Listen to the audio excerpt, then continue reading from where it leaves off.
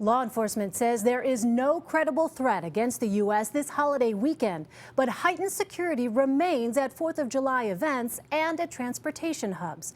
Kris Van Cleave has more on this.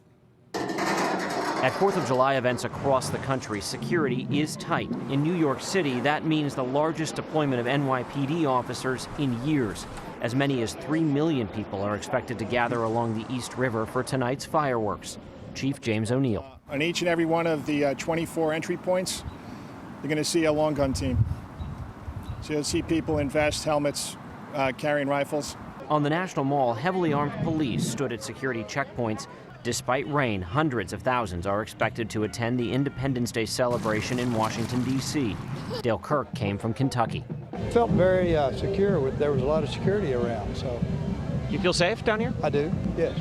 Glad to be here. It's a very nice event. In gun violence-plagued Chicago, 5,000 officers are working the streets and holiday events this weekend. At train stations and at airports nationwide, travelers are seeing heavily armed police and bomb-sniffing dogs on patrol. While there are no specific threats against U.S. transit hubs this holiday weekend, immediately following Tuesday's terror attack at an airport in Turkey, airports across the U.S. ratcheted up security, especially in the public areas before the checkpoints. We are worried. I mean, that's what does keep us up at night. Patrick Gannon is the chief of the Los Angeles Airport Police. Our strategy here in LAX has been one to make sure that we're out and about and we're at that curb level and we're meeting people as they come into the airport.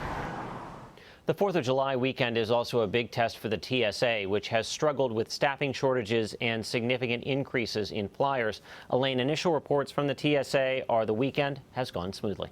Kris Van Cleave in our Washington newsroom. Kris, thank you.